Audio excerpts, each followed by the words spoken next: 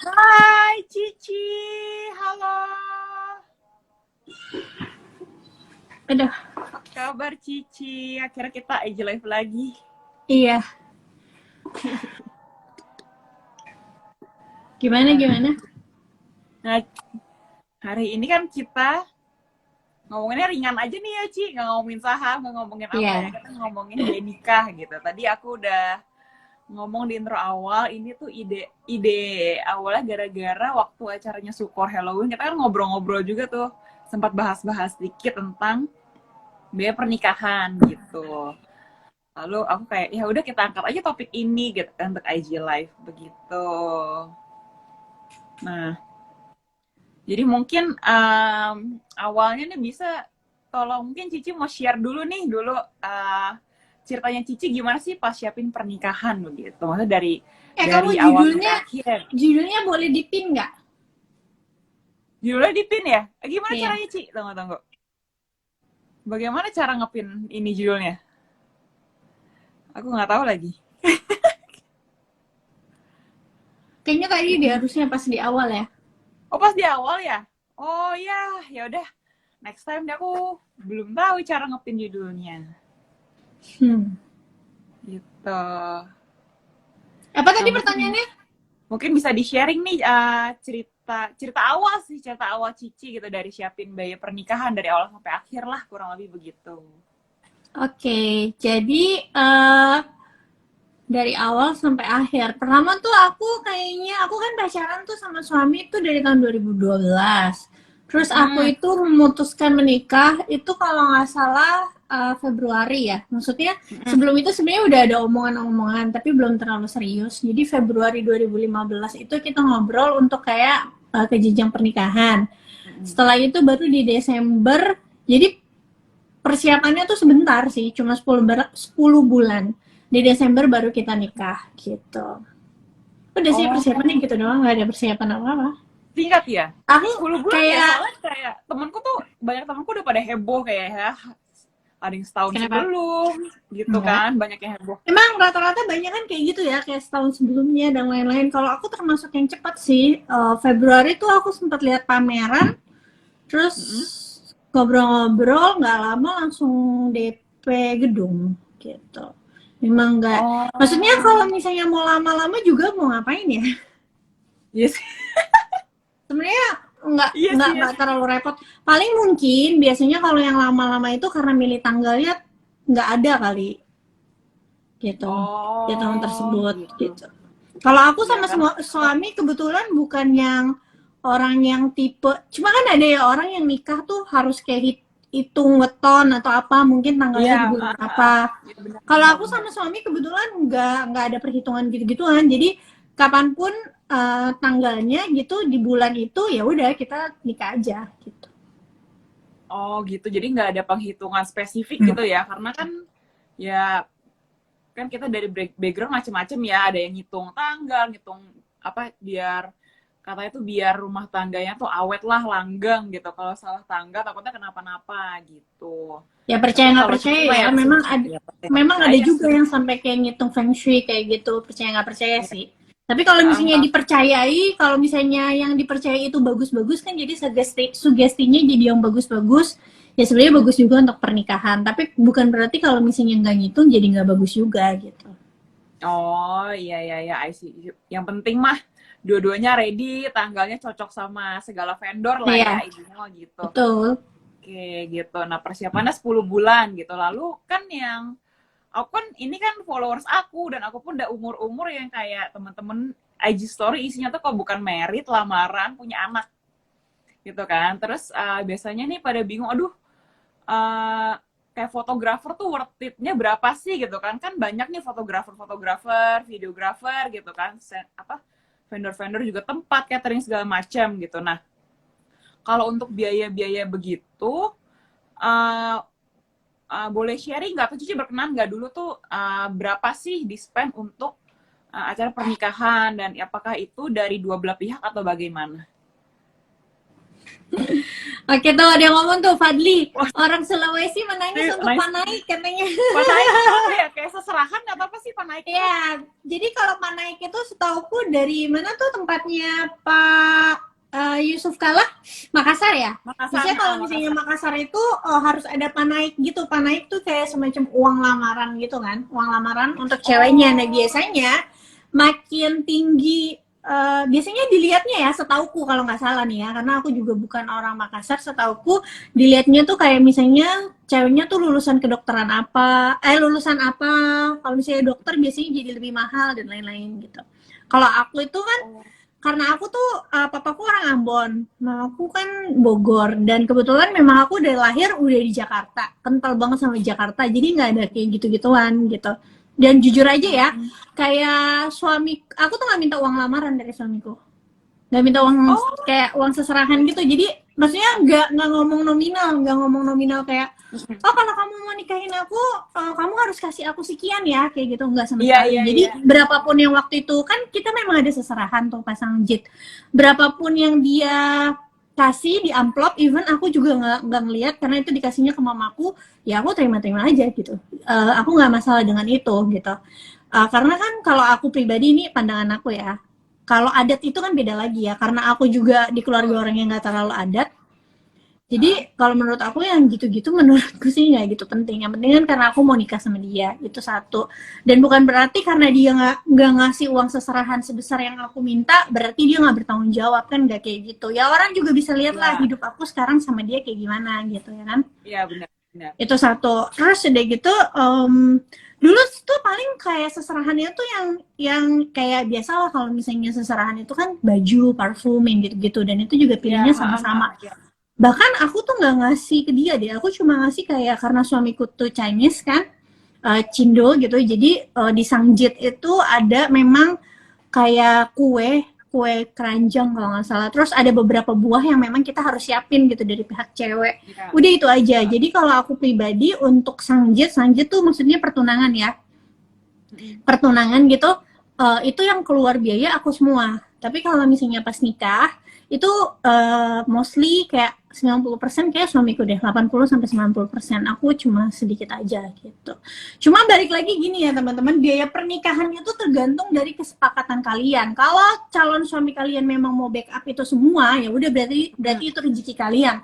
Tapi kalau misalnya suaminya memang maunya patungan atau apapun itu, ya kalian harus omongin gitu kedua belah pihak gitu.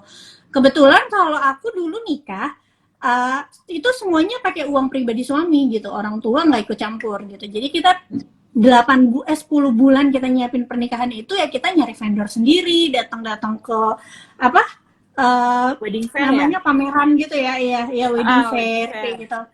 Ya kita nyari sendiri gitu. Paling kayak orang tua ya nasehatinnya ya semoga acaranya sukses dan lain-lain gitu. Dulu tuh zaman aku ya, aku kan nikah tahun 2015, itu aku habis sekitar 200 juta. Tapi paling gede itu adalah di catering sebenarnya, karena aku kan bukan di hotel. Kalau hotel kan biasanya langsung sama makanan kan. Aku tuh di gedung dulu, jadi bayar gedung terpisah, terus hotel terpisah. Dan aku bukan tipe yang ambil paket gitu loh, kan suka ada juga kan yang misalnya paket sekian langsung dapet kayak semua vendor-vendornya. Aku tuh enggak, jadi aku bener-bener cari vendornya tuh sendiri-sendiri.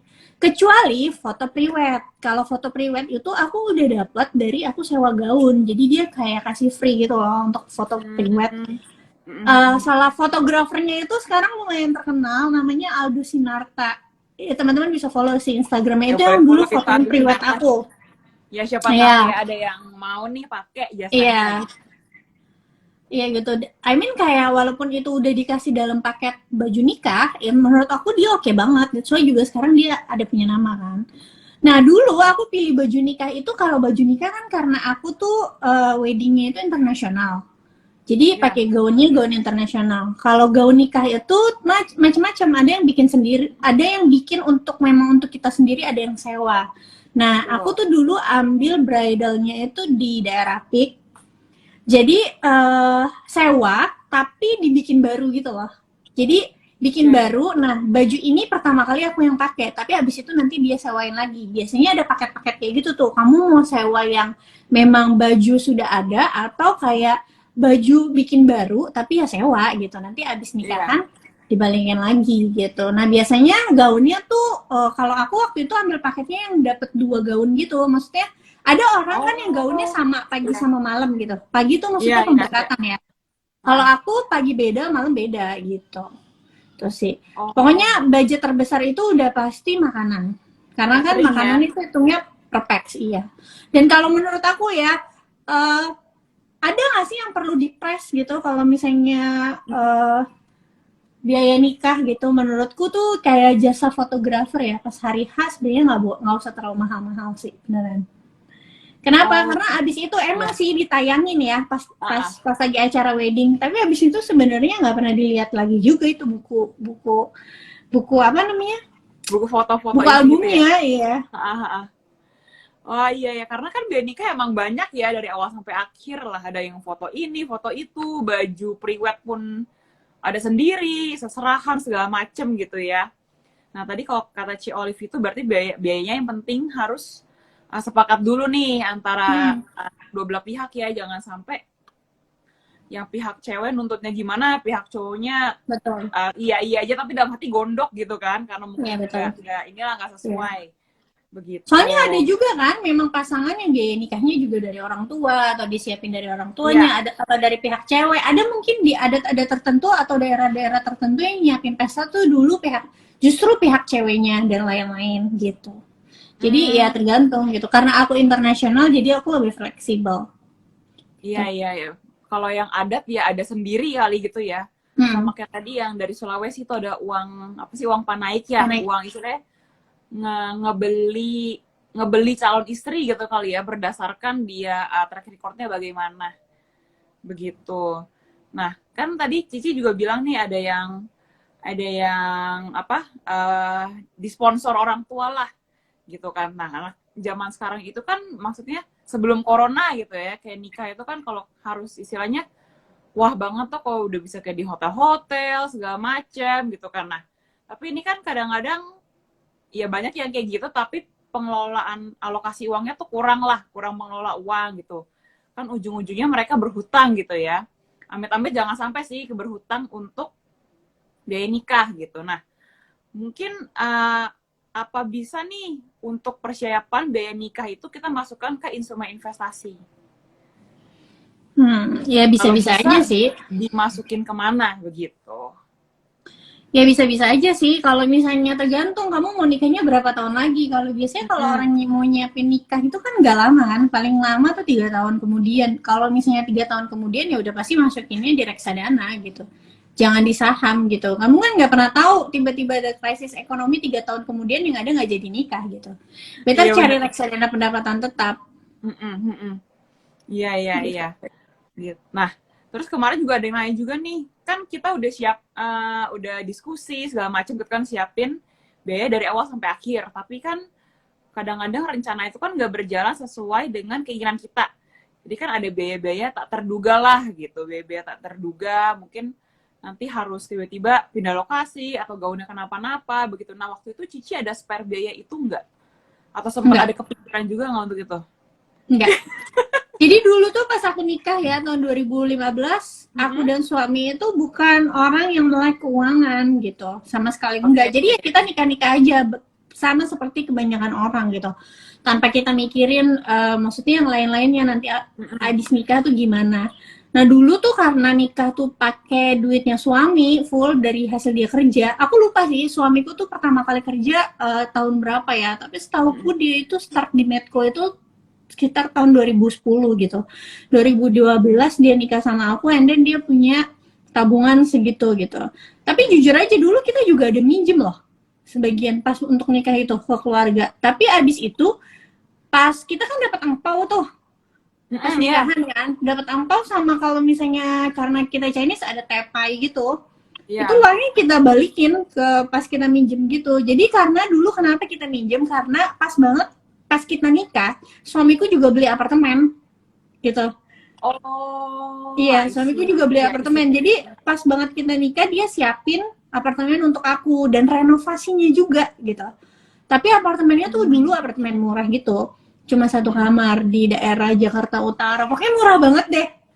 Kenapa bisa dapat murah? Karena memang apartemen ini tuh apartemen lama dan surat-suratnya cuma sampai PBJB. Pokoknya ada kayak surat-suratnya bermasalah lah kepemilikannya nih apartemen gitu. Tapi bisa ditinggalin gitu. Makanya kenapa waktu itu dapat murah gitu. Satu kamar aku lupa ya harganya berapa. I think kayak 100 juta deh. 100 juta Oh gitu. ya, Ya sama murah dong.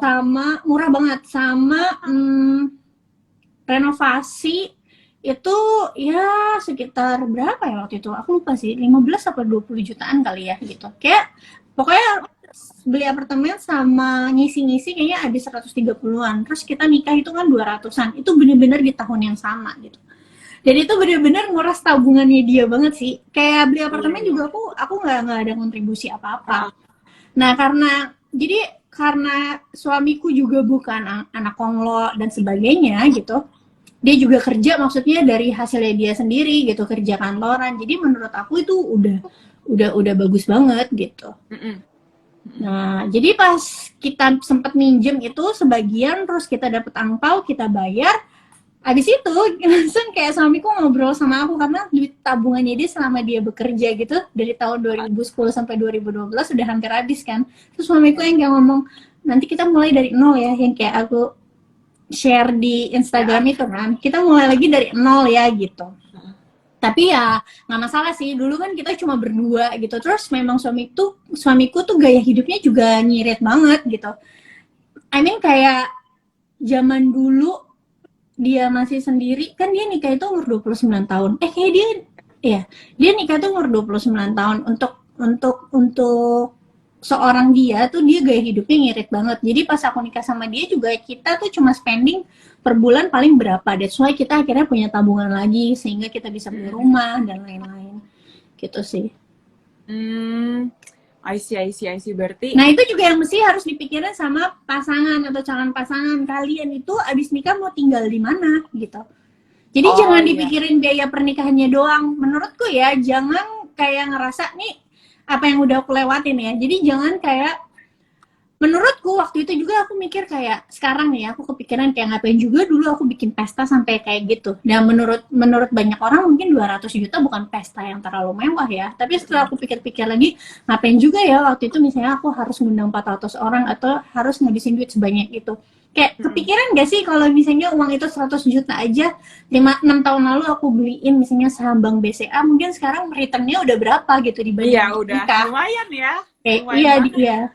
Maksudnya bukan berarti nggak apa-apa sih. Ada orang yang kayak ngerasa, oh ini kan satu tahun, bukan ya? 1 tahun sekali, seumur hidup gitu ya, seumur hidup sekali gitu, pengen dong jadi princess dan lain-lain. Tapi sometimes sebenarnya keinginannya bukan karena kita pengen jadi princess, tapi karena kita pengen nunjukin ke orang nih loh, gue bisa loh bikin pernikahan yang bagus loh.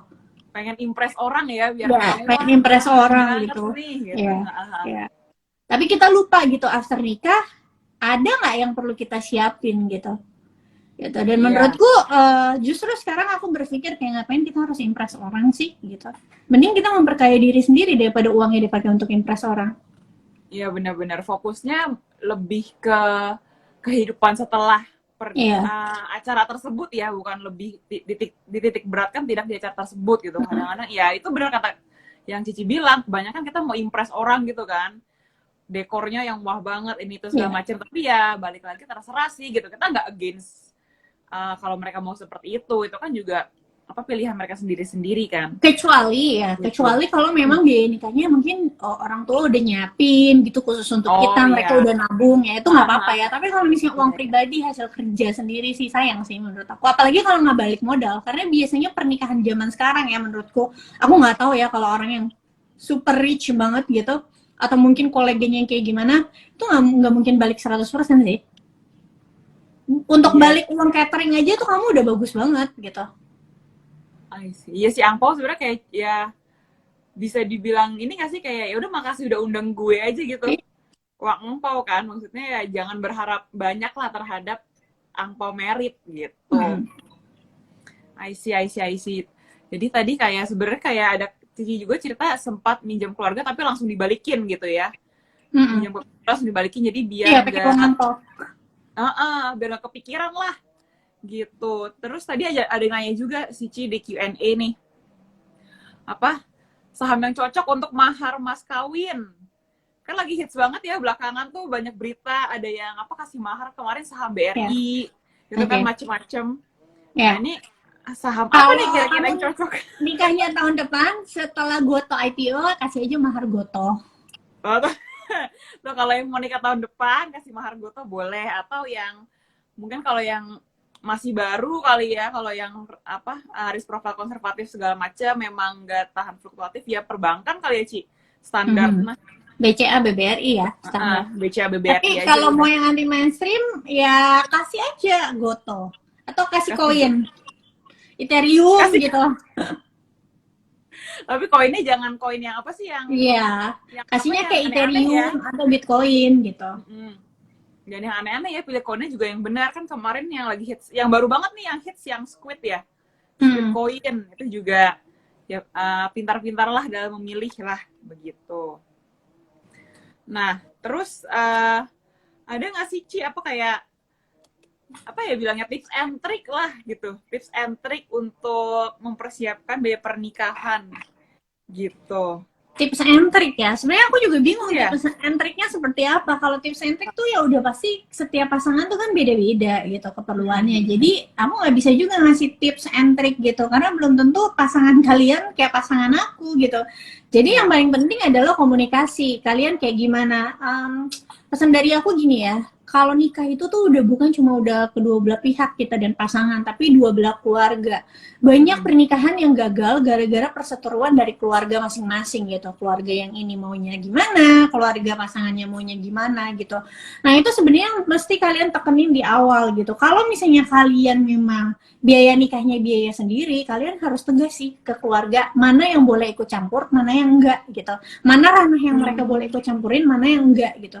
Kebetulan kalau mamaku dan mama papa mertuaku itu bukan tipe orang yang suka ikut campur gitu. Jadi waktu persiapan pernikahan kita ya mereka sebatas kayak apa ya involve kalau nyari bahan untuk seragam dan lain-lain gitu, tes makanan gitu. Mereka nggak terlalu yang kayak campurin harus gimana-gimana, adatnya harus kayak gimana-gimana. Itu ya sebenarnya yang lebih perlu kalian pikirin dibanding dananya.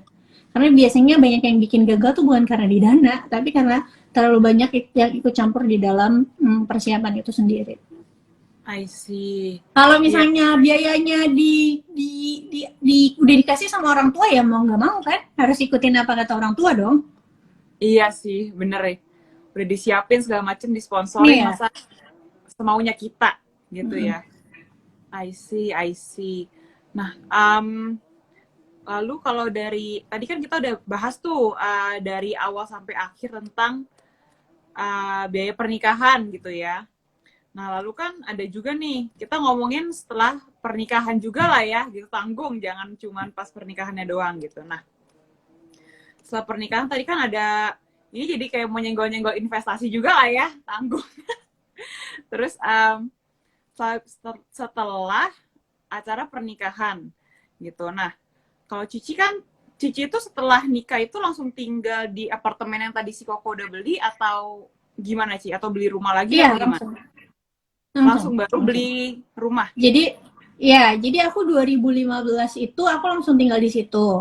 Tapi waktu itu kan kayak 1 bulan setelah itu aku hamil kan. Jadi aku nikah Desember, awal Desember, Januari aku positif. Jadi memang waktu itu pas aku nikah, aku pas lagi kayak datang bulan gitu. Jadi pas masuk masa subur ya. Iya, pas ya. Gitu. Jadi bulan depannya itu aku hamil. Terus jadi aku sempat tinggal. Nah kebetulan apartemen aku itu cuma beda lantai sama apartemen mama mertua gitu. Jadi beliau di lantai 27, aku di lantai 7. Jadi walaupun kita tinggal sendiri, tetap kita melibatkan orang tua ya. Nah pas udah lahiran, karena ini kan cucu pertama, suamiku tuh anak pertama. Terus anak yang aku kandung alias Charlotte itu juga cucu pertama. Aku juga nggak ngerti kan cara ngurus baby gimana. Jadi waktu itu pas berapa bulan kayak 1-2 bulan sebelum lahiran kita pindah ke apartemen mama mertua gitu. Abis itu Setelah itu berapa bulan kemudian apartemen yang punya kita, yang satu kamar tadi kita jual sih. Oh, akhirnya Lumayan jual. lah kayak untung berapa, ya kita jual, untung dikit lah berapa puluh juta gitu. Kebetulan waktu itu ada yang minat karena kan kita masih baru banget tinggal di situ kan. Jadi desain Heeh. interiornya tuh masih bagus banget, masih rapi dan kita cuma berdua gitu. Nah, pas itu dijual ya kita sempat tinggal di rumah mama mertua dulu, di apartemen mama mertua sampai 2018. 2018 berarti ya sekitar 2 tahun lah, 2 tahun lebih gitu tinggal di situ karena kebetulan sekalian ngeliatin Charlotte kan, bantuin ngawasin. Abis itu 2018 baru kita beli rumah. Enggak, beli rumahnya 2017. 2017 akhir 2017. beli rumah. 2018 itu baru kita pindah karena kan renovasi dulu, ngurus-ngurus apa dulu dan lain-lain Iya, lah benar. pokoknya. Perintilannya Dulu, ya. iya dulu renovasinya aja tuh sampai 5 bulanan Oh, gitu. oke, renovasi rumahnya ya. Jadi after kita married 2 tahun gitu kita udah berhasil beli rumah. Dan waktu itu kita belum melek investasi loh. Itu kayak murni dari tabungan suami sama kayak jual apartemen itu yang sekitar 100 berapa itu gitu. Tapi lumayan juga 2 tahun udah bisa kebeli rumah ya, Ci ya. Itu tadi karena Gitu ya. memang gaya hidup aku sama suami tuh enggak gimana-gimana karena memang suamiku tuh orangnya bener-bener hidup tuh dia sederhana banget sih, kayak apa adanya. Sederhana banget bukan berarti kayak sederhana banget ya, maksudnya dengan income, aku kan tahu income dia soalnya kan pada Iya. saat itu, dengan income dia saat itu gaya hidupnya dia tuh memang ya beneran biasa aja gitu, sederhana. Dan dia tuh tipe orang yang kayak nggak terlalu yang beli barang-barang branded gitu-gitu loh. Memang nggak Iya. beli barang branded dia kalau misalnya aku yang beli, terus kan kita juga namanya hidup kan bertahap ya, Liv ya. Iya. Jadi ketika aku menikah gitu, awal menikah sama dia, nggak mungkin aku langsung kasih percaya gitu semua duitnya dia dikasih ke aku. Iya. Aku baru tahu gajinya dia aja tuh ketika kita udah nikah gitu. Ketika udah nikah aku baru tahu gajinya dia berapa. Iya, sebelumnya kita nggak pernah tuh, aku nggak pernah nanya gajinya dia berapa gitu. Tapi memang keputusannya adalah pas nikah semua ditanggung sama suami gitu. Terus juga aku dulu tuh dikasihnya kan uang bulanan kan waktu baru nikah. Itu nggak langsung kayak gede gitu, enggak. Ya memang gaya hidupnya harus ngikutin dia kan, karena kita juga cuma berdua gitu. Paling kita jajan-jajannya apa sih? Dan aku bersyukurnya waktu itu adalah aku hamil. Kalau aku nggak hamil, mungkin aku masih suka main ke sana kemari, dan kalau masih suka main ke sana kemari sama teman-teman itu kan udah pasti boros. Oh iya benar-benar. Ya kan, karena aku hamil, jadi aku lebih banyak di rumah. Iya. Iya benar. By the way, dulu aku tuh punya usaha catering loh. Cateringnya tapi catering anak-anak gitu, bento. Bento? Iya, bento anak-anak. Iya, untuk acara ulang tahun gitu. Tapi aku berhentiin ketika Syarat udah lahir gitu. Jadi aku tuh bener-bener lebih banyak di rumah sama mama mertua gitu-gitu ya. Kebetulan mama mertua aku orangnya open minded banget dan seru. Nah itu seru, itu penting banget tuh biasanya kan kadang iya, jadi masalah lagi sama mertua gitu kan. Iya. Nah, kalau dulu misalnya nih pas aku udah nikah ya, tahun pertama aku menikah, aku tuh minta hadiah tas tuh paling yang harganya berapa gitu ya kan. Ya sih yang berapa juta lah gitu, di bawah 10 juta lah gitu. Tapi kan hidup tuh bertahap. Kalau misalnya lambat laun, kalau income-nya suami juga terus membaik, terus dia juga ke bawah sama kita gitu ya, gaya hidupnya lama-lama kan meningkat gitu. Oh, ini tadi ada yang nanya. Iya nih, beli rumahnya patungan atau pihak laki-laki aja, Ci? Tadi Willy nanya. Jadi, aku kan dulu sebenarnya sebelum nikah tuh kerja kan, syuting gitu. Tapi semenjak aku bikin skripsi, kebetulan aku bikin skripsi sama nikah di tahun yang sama. Jadi aku lulus kuliah tahun 2015. Iya, memang sengaja. Jadi dulu harus lulus kuliah dulu, baru nikah gitu. Aku lulus kuliah April wisuda, nikah Desember, ya kan? Nah, ketika persiapan skripsi itu aku udah nggak kerja lagi gitu. Jadi pas saat itu biaya kosku itu udah dibayarin sama suami. Pas kita mau menjelang nikah itu. Dulu kan aku ngekos kan, soalnya di Kuningan. Jadi aku udah nggak kerja. Nah begitu juga ketika aku nikah, udah nggak ada penghasilan. Ada catering, tapi ya hasilnya nggak seberapa lah gitu. Paling cuma buat nambah-nambah duit jajan dan nggak terlalu lama juga gitu. Jadi beli rumah tuh waktu itu ya duit suami. Oh, kayak kebanyak kayak semuanya, atau ada Cici yang nyumbang dikit? Nggak ada, atau gimana? nggak ada, aku nggak ada duit Dari kok, suami semua. dikit-dikit dari suami. I see. Nah, tadi kan Cici juga udah mention tuh, Cici sempat kerja nggak sih pas mau merit, atau stop kerja dulu atau gimana, Ci? Dulu sempat kerja kan, pas skripsi udah stop. Oh, skripsi udah stop gitu. Nah, tapi dari suami Cici sendiri tuh, kan ada tipe-tipe suami tuh yang kayak, oh ya udah, lu nggak usah kerja gitu, gue bisa provide semuanya segala macam. Atau suami Cici membebaskan, ya udah terserah mau kerja lagi juga nggak apa-apa. Tapi mungkin ya ada syaratnya ini segala macam gitu. Kalau suami Cici gimana, Ci? Ya, kalau dia dulu, tau gak sih pas aku baru lulus kuliah gitu kan, aku sempat di approach sama beberapa perusahaan, termasuk salah satu temennya pasangan temenku gitu. Jadi temenku punya pasangan, terus dia punya temannya tuh kerja di bank besar dan posisinya tuh udah tinggi. Jadi aku bisa gampang aja gitu masuk di situ. Aku disuruh kirim CV, aku nggak kirim-kirim karena Peter tuh kayak ngomong gitu loh, kamu mana cocok katanya kerja di kantoran. Mungkin karena aku terlalu alpha ya orangnya, jadi menurut dia kayaknya aku nggak cocok deh kalau misalnya kerja sama orang gitu. Terus kalau misalnya masalah syuting, dia sih sebenarnya gini ya, kalau Peter itu terserah aku mau kerja atau enggak gitu, tidak mengharuskan gitu. Jadi kalau syuting juga dulu kalau diterusin syuting itu kan dia tahu ya pas pacaran sama aku itu, dia juga dulu suka nemenin aku ke lokasi syuting, bahkan dia pernah nyusulin aku subuh-subuh, dia tahu capeknya tuh segimana gitu kalau syuting. Jadi menurut dia tuh makan waktu, dan karena lagi hamil juga kan nggak mungkin juga ya sambil syuting.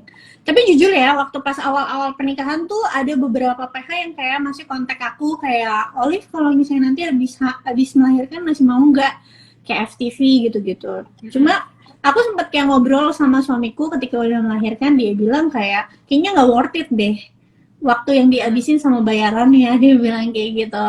Jadi better di rumah aja, dia bilang. Boleh mungkin bikin kerjaan yang ada yang di rumah gitu, karena kan dulu pas anakku lahir aku tuh nggak pakai neni nih pas Charlotte, aku nggak pakai neni, tapi ada ART ya yang bantuin gitu, jadi anakku tuh dari lahir selalu sama aku gitu. Itu sih. Oh gitu, I see. Jadi si Koko ya istilahnya ya udah di rumah aja sembari nemenin Charlotte segala macam, jagain Charlotte gitu ya. Betul. Ya. I see. Tadi ada yang nanya lagi nih, kalau beli rumah mending ngambil yang gede sekalian tapi KPR, atau ngambil yang kecil tapi cash katanya. Ini pertanyaannya bagus banget nih. Jadi aku tuh beli rumah juga KPR teman-teman, bukan berarti dalam 2 tahun aku beli rumah tuh cash ya gitu. Aku beli rumah tuh KPR gitu. Cuma kalau masalah lebih baik yang gede atau yang kecil, jujur aja ya, aku sama suami tuh rada nyesel kita beli yang ukuran sekarang. Ukuran rumahku tuh kan 6x15 ya. Dan menurut kita ketika udah punya 2 anak itu kekecilan gitu. Karena mainan anak-anaknya jauh lebih banyak daripada barang-barang kita, Liv. Gitu.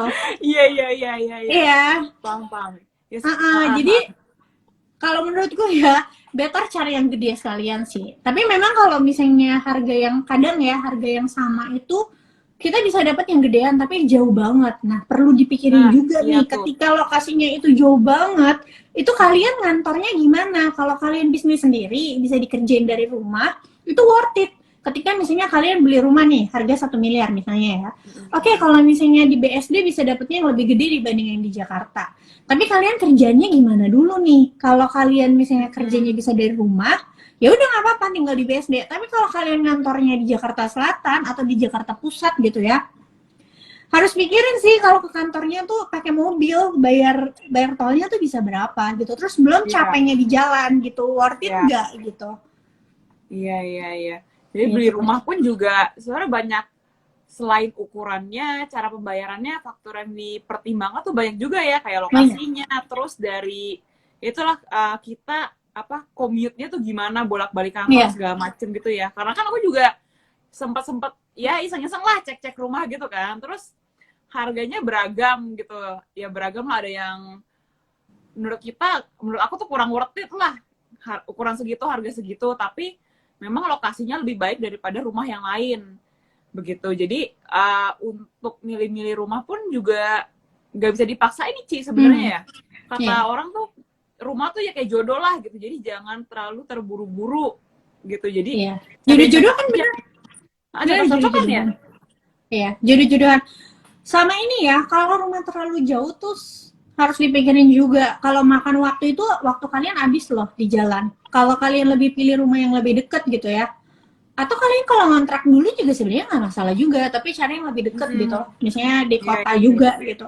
Kalau lebih deket, seenggaknya waktu lebihnya kamu tuh bisa kamu pakai untuk hal lain. Apapun itu yang bikin kalian produktif dibanding kayak kalian harus macet-macetan gitu ya, Jalan-jalan 3 jam gitu di jalan. gitu. Misalnya pagi-pagi kalian harus kayak berangkat subuh-subuh untuk sampai kantor, pulang-pulang harus nungguin sampai malam banget, atau misalnya kena macet di depan mall Taman Anggrek gitu. Menurutku sih, nggak tahu ya, kalau menurutku nih kurang worth it. Iya. Kalau kamu ke kantornya itu tiap hari gitu. Jadi dulu juga pas aku beli rumah, sebelum aku kan tinggal di kawasan Jakarta Barat. Sebelum itu aku udah sempat lihat di BSD tuh di The Green. Dengan harga yang aku beli rumah ini bahkan lebih murah, sekitar berapa ratus juta, itu udah dapat gede banget di The Green, dapat sekitar 10 kali 20 meter lah. Wah, lumayan Gitu. sih segitu mah. Iya, tapi ya itu di The Green. Tapi kamu kebayang nggak sih, dulu suamiku kan kerjanya itu di pusat kan, gitu. Kayak terlalu jauh Ya, gitu. lumayan Memang sih. dapatnya luas banget gitu. Ya lumayan, tapi perjalanannya bolak-balik gitu kan. Belum lagi kalau macet, kena ganjil genap, segala macem gitu ya. Iya. Agak kurang, ya worth it nggak worth it lah gitu beli rumah di daerah BSD, kerja di pusat gitu ya. I see. Kecuali kalau misalnya memang udah biasa naik kendaraan umum ya, kayak kereta gitu-gitu ya, itu nggak masalah sih gitu. Tapi kan nggak semua orang masanya nyaman naik kendaraan umum. Dan mungkin emang ada beberapa daerah yang belum terjangkau lah sama kendaraan umum gitu. Jadi memang harus pakai mobil sendiri. Itu kan nambah biaya lagi ya, kayak kita harus nyicil mobil segala macem gitu. Nah tadi kan Cici juga udah mention tuh kayak yang kontrak dulu aja juga nggak apa-apa lah. Ya nggak masalah kok. Sembari nabung-nabung nabung-nabung cari rumah gitu kan. Memang sekarang tuh susah juga ya kan, kalau banyak yang beritain gitu ya, milenial tuh susah untuk ngejar beli rumah di Jakarta itu sendiri gitu ya. Kalau cuma misalnya udah mahal banget sih, iya, memang harus dipaksain gitu. Emang kalau beli rumah tuh menurutku ya harus dipaksa sih. Walaupun sebenarnya ya aku pikir-pikir, setelah kan dulu aku beli rumah itu belum kenal investasi. Setelah kita udah beli rumah terus kita kayak mikir gitu, ngapain juga dulu kita buru-buru beli rumah ya, mendingan uangnya kita investasiin di saham. Kayaknya sekarang udah bisa jadi berapa gitu. Nah iya tuh kan ada juga mungkin beberapa pasangan yang istilahnya, oh gue harus ready rumah dulu nih gitu kan, kalau ngontrak atau misalnya tinggal di rumah mertua lah gitu, kayak it's a big no gitu kan. Tapi kalau kayak cerita Ci Olive tadi gitu kan, kalau setelah mengenal investasi kayak ya udahlah nggak apa-apa, mungkin kan kontrak cuman porsinya sedikit lah kalau kita breakdown dari income kita gitu ya, sisanya bisa kita investasiin dan bisa ngejar untuk biaya kita beli rumah, nyicil rumah gitu ya Ci ya. Tapi memang kalau rumah tuh ya ada yang bener sih, teman-temanku juga bilang ya rumah mah lu harus maksain sih, kalau lu bilang nanti ya nggak dapat rumah lama-lama gitu kan. Mana harga rumah kan juga makin lama makin naik ya Ci. Iya betul. Gitu. Sama ini juga kan investasinya juga harus sudah pasti menguntungkan. Kalau misalnya tiba-tiba nggak, misalnya kitanya juga masih suka FOMO, masih suka spekulasi, maksudnya returnnya tuh masih naik turun gitu, akhirnya sebenarnya nggak jadi kebeli-beli rumah gitu. Kayak sebenarnya nggak apa-apa nggak sih kita tuh KPR tergantung kebutuhan ya. Kalau misalnya kalian ada uangnya ya nggak apa-apa juga beli cash. Tapi sekalipun ada uangnya mau KPR nggak apa-apa juga kalau misalnya kalian memang bisa investasi dan return investasi kalian itu bisa ngalahin bunga KPR gitu. Kayak misalnya contoh lah, kayak bunga, walaupun sebenarnya gini ya, walaupun kalau misalnya tanpa bayar KPR harusnya nih setiap bulan yang disisihin untuk investasi itu harusnya dananya jadi lebih gede gitu kan. Misalnya contoh, kalau misalnya tanpa KPR nih harusnya bisa ngisi saldo RDN nih setiap bulannya misalnya 5 juta. Tapi gara-gara KPR misalnya jadi cuma 2,5 juta, karena 2,5 jutanya dipakai untuk KPR, atau cuma bisa ngisi 1 juta investasinya karena 4 jutanya untuk bayar KPR.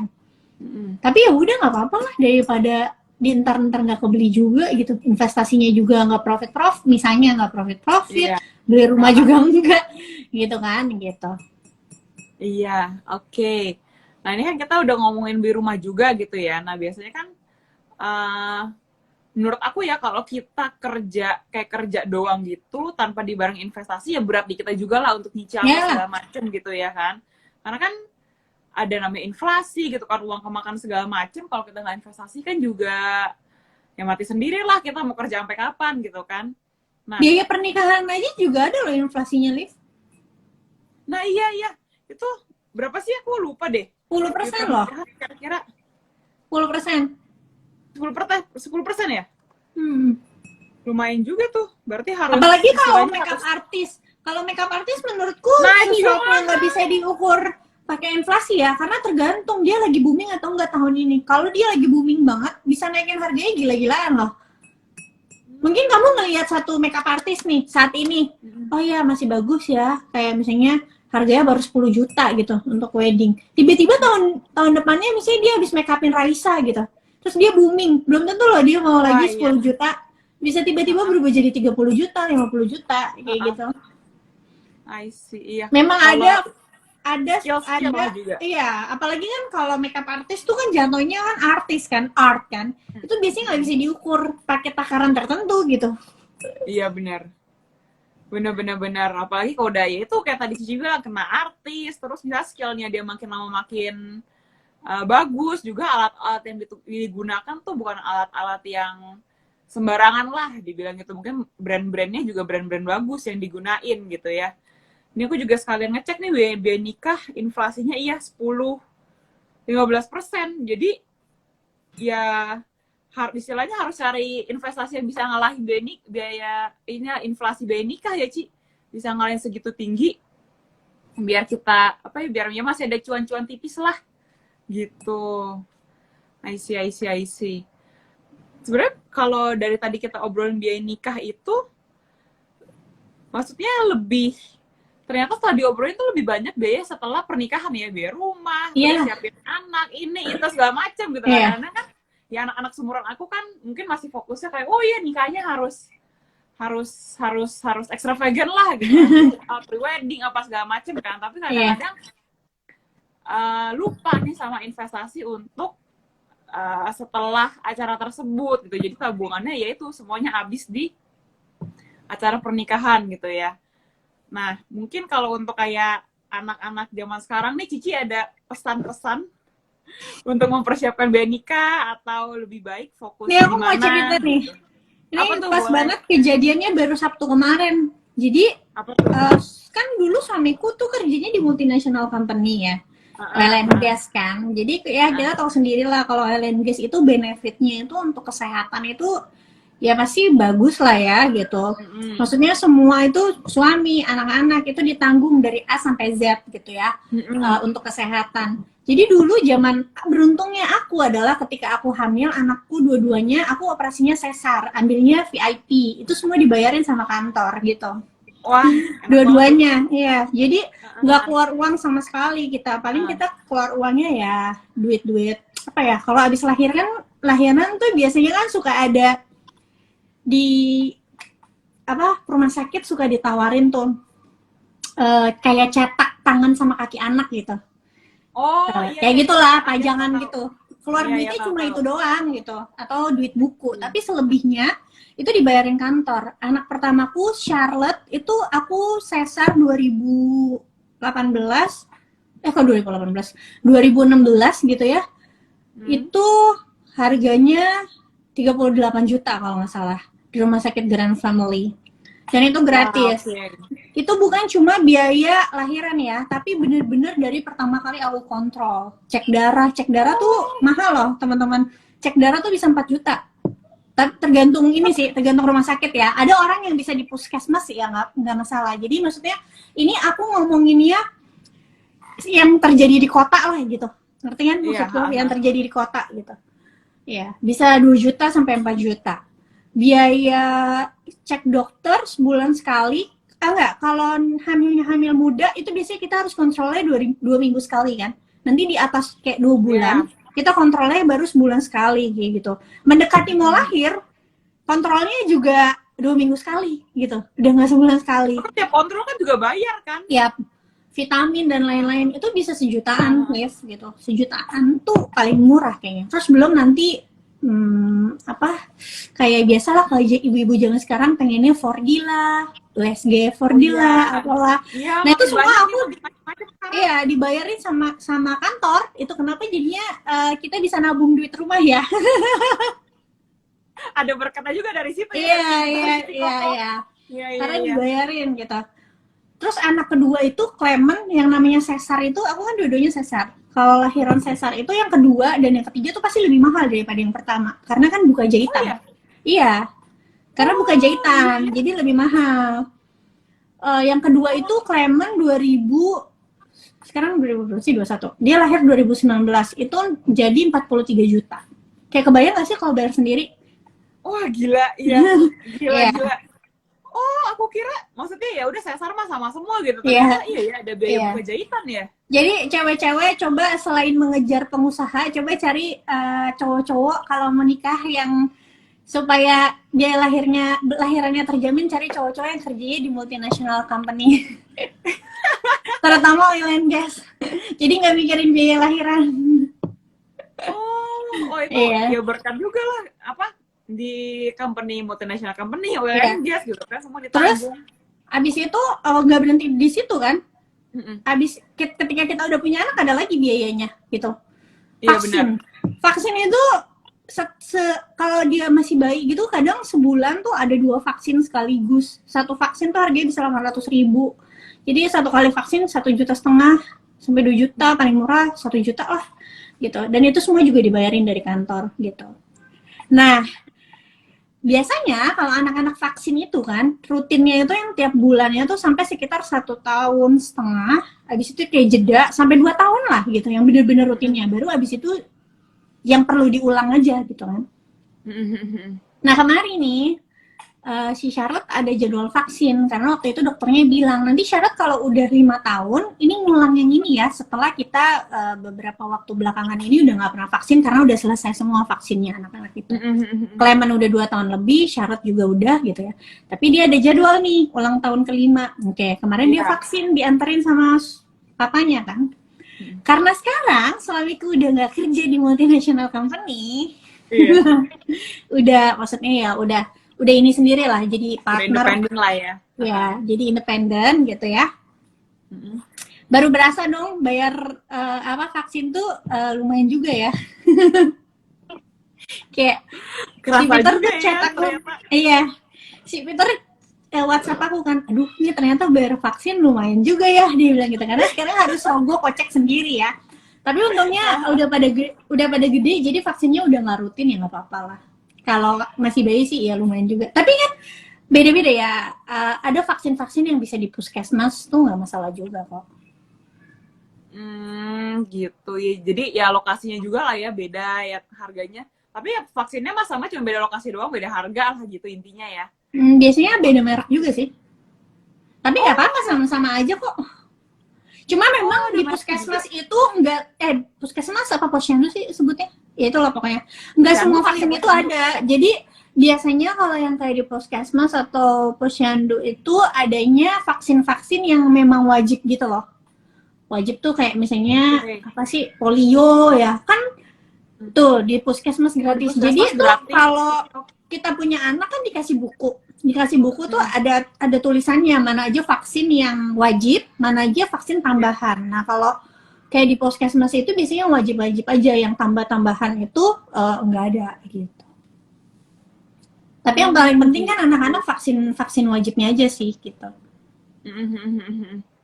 I see. Ya ternyata biayanya merembet ya sampai kemana-mana ya. Iya. Dari biaya nikah itu ternyata tidak seberapa dibanding biaya setelah pernikahan ya. Ya tergantung gaya hidup baru join nanti bisa nonton ulang dari awal. Obrolan kita ternyata lebih banyak di biaya-biaya setelah pernikahan. Biaya pernikahan itu sebenarnya simpel aja ya. Tadi kita udah ngomongin dari awal gitu ya paling. catering, fotografer, vendor gitu ya kan, ada kalau ada MUA lah segala macam gitu, lebih lebih lebih bisa dibilang lebih sederhana lah gitu daripada biaya-biaya yang akan kita hadapi setelah pernikahan begitu. Nah, lalu nih Ci, kan biaya-biaya tersebut kan ya, ini aku juga apa ya, ini harus diinvestasiin tapi nggak bisa ke nggak bisa ke investasi yang agresif gitu kan, jadi kan harus lebih konservatif gitu kan. Nah, berarti kita nggak bisa cuman mengandalkan investasi, kita juga harus ini ya apa ya, menambah stream income kita lah gitu ya Ci ya, nggak bisa semena-mena hanya untuk fokusin investasi sebentar. Oh, ada yang nanya rekomendasi saham untuk mas kawin. Oh, ini tadi udah dijawab ya. Ada yang nanya lagi nih rekomendasi saham untuk mas kawin. Tadi kata Ci Olive itu kalau nikahnya tahun depan, boleh tuh kasih goto. Tapi sebenarnya balik lagi ke profil risiko masing-masing sih teman-teman, dan juga jangan asal pilih saham gitu. Apalagi untuk mas kawin gitu ya. Tadi kita juga udah ngobrolin kalau masih konservatif, masih baru di saham gitu, bisa ke yang konservatif aja, perbankan gitu, ada BCA, ada BRI begitu. Nah, lalu nih kita sebentar lagi udah mau closing. Mungkin ada teman-teman yang baru datang di sini, Ci Olive mungkin mau ada apa ya? Bukan sharing sih, kayak kasih ujangan untuk yang lagi mempersiapkan biaya pernikahan atau yang baru saja melangsungkan pernikahan gitu kan, kayak after marriage life gitu. Jangan buat dari sisi mana aja, dari sisi investasi boleh, dari sisi kehidupan juga boleh.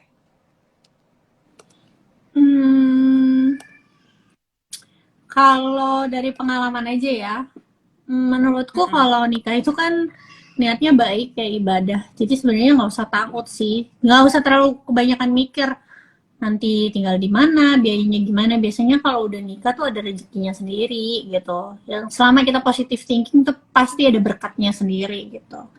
Dan buat cewek-cewek jangan takut juga sih kalau mau nikahin cowok misalnya masih gaya hidupnya sederhana, atau kalian ngerasa gajinya pas-pasan, rezeki orang tuh nggak ada yang tahu lagi. Siapa tahu karena dengan kehadiran kalian bisa nambah berkat baru untuk pasangan kalian. Yang penting kalian tetap kompak, tetap bisa jalanin sama-sama, positive thinking sama-sama. Nantinya pasti taraf hidup kalian juga bakalan meningkat dengan berjalannya waktu. Ya harus sabar ya, nggak ada orang misalnya baru nikah 1 tahun kemudian misalnya tiba-tiba punya rumah atau punya segala macam gitu. Pelan-pelan lah. Intinya ya pernikahan ya itu bukan satu pihak doang ya, berarti dulunya harus kompak, harus jalan bareng segala macam gitu ya. Dan ada istilah juga itu rejeki nikah gitu ya, jadi pas OTW mau merit nih atau pas setelah merit malah tiba-tiba lah rezeki gue makin lancar gitu ya. Jadi jangan, kadang-kadang ya emang sih kita juga suka takut kan kalau udah ngebayangin biayanya segede gitu kan, udah kayak aduh anjir gue mau merit, gila tuh namanya cowok ya, pasti ngerasa kayak gue bisa nggak ya ngidupin anak istri gue dan lain-lain. Dulu juga kita pas baru beli rumah tuh takut lagi, takut nanti kayak cicilan yang nggak bisa kebayar, padahal maksudnya perusahaannya tuh maksudnya suamiku akan terus kerja di perusahaan itu kok gitu, tapi ya tetap aja kita ada ketakutan kan, kayak seakan besok mau kiamat, besok bisa nggak ya bayar dan lain-lain. Kita yang punya pendapatan tetap aja tuh masih suka ada ketakutan kayak gitu, apalagi nggak punya pendapatan tetap gitu. Tapi menurutku ya dijalanin aja gitu. Toh pada kenyataannya sekarang kita udah hampir 5 tahun nih ngejalanin KPR-nya dan oke-oke aja gitu. Yang penting kan selama kita bisa ukur ya kemampuan kita gitu dalam mencicil, nggak masalah. Dan juga dalam ngatur spendnya itu juga diprioritasin lah yang mana dulu gitu kan, kayak KPR kan harus bayar dulu pasti, udah pasti gitu kan. Gaya hidup mah bisa ya udahlah ya, jangan malah gaya hidup diutamakan, KPR belakangan gitu kan. Betul. Jadi harusnya ya harusnya tuh uang kayak untuk hobi atau gaya hidup yang maksudnya happy ya, harusnya tuh sisihin dulu yang wajibnya dulu. Misalnya berapa biaya hidup kita, KPR kita, investasi kita yang perlu kita alokasin setiap bulan. Baru itu sisanya gitu. Jadi jangan kalau mau KPR juga menurutku ya jangan terlalu paksain. Aku nggak tahu sih, setahuku kalau bank itu nggak bisa sih ngasih KPR kalau cicilannya itu per bulannya lebih dari 35% income seseorang. Aku nggak tahu sih per bulan apa per tahun ngitungnya. Tapi yang aku tahu nggak bisa lebih dari 35%. Tapi kayaknya banyak juga ya contoh kasus yang kayak cicilannya tuh bisa makan sampai 50% biaya hidup.